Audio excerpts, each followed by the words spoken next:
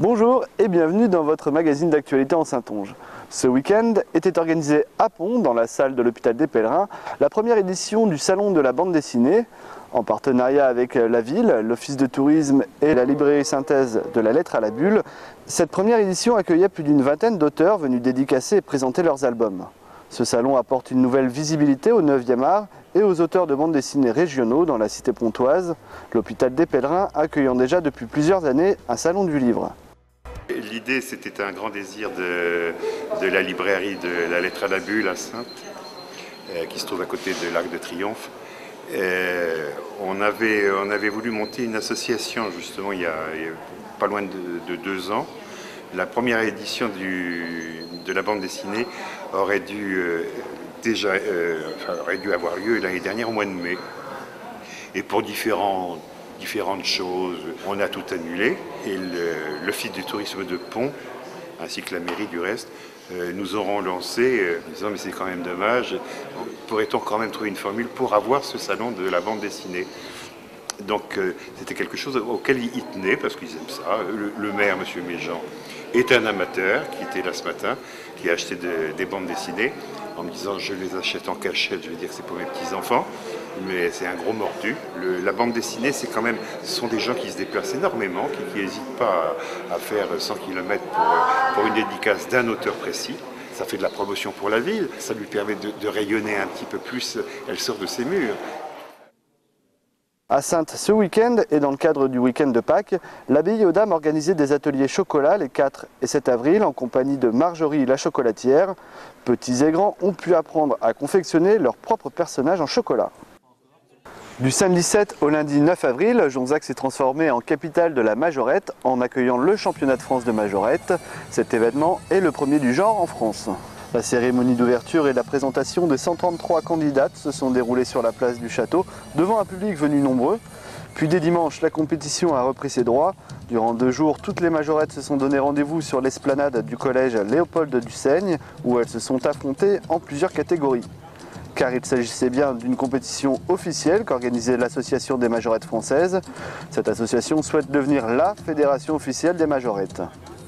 Alors l'AMF, Association des majorettes françaises, qui existe depuis avril 2011, qui a été créée pour devenir une fédération, la fédération des majorettes, au service uniquement des majorettes.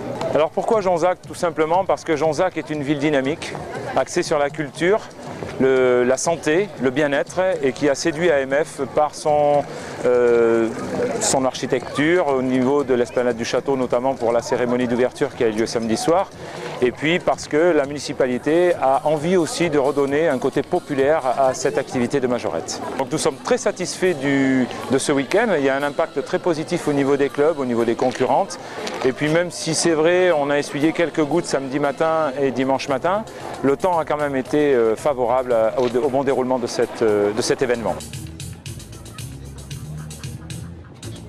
Ce dimanche 8 avril, sur le circuit du Puy-de-Pourcet, avait lieu le championnat de France mini-vert qui rassemble les meilleurs jeunes pilotes âgés de 7 à 11 ans. Filière de haut niveau mise en place par la Fédération française de motocyclisme, le championnat de France mini-vert permet à de nombreux jeunes pilotes de se faire repérer et pourquoi pas un jour accéder à l'élite française et mondiale du motocross. Dimanche 8 avril, les Antilles de Jonzac ont vibré sous les pas des danseurs de Haute-Saintonge. Comme chaque année depuis maintenant 6 ans, crawl, brasse et maillot de bain ont laissé place aux pointes, entre chat et juste au corps. Durant 2 jours, les danseurs et danseuses de Haute-Saintonge ont pu participer à des ateliers chorégraphiques. À l'honneur cette année, danse classique et danse jazz. Ces ateliers, ouverts à tous les niveaux, sont proposés à tous les élèves des écoles de danse de Haute-Saintonge. Et comme chaque année, ces 2 journées de stage se sont clôturées par un grand spectacle. En première partie, les écoles de danse de Haute-Saintonge ont présenté leurs propres créations. En seconde partie, un spectacle plus professionnel donné par la compagnie JCDM.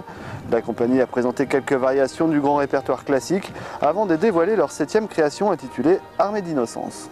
Ça fait 3 ans qu'on vient, donc d'avoir eu l'atelier, d'être responsable de l'atelier, j'en suis très fière et honorée. Et je pense qu'ils me le rendent bien parce que vu la répétition, ce sont vraiment des très bons élèves ici. Je suis comblée, on a fait un stage qui était très sympathique, on a été très bien accueillis.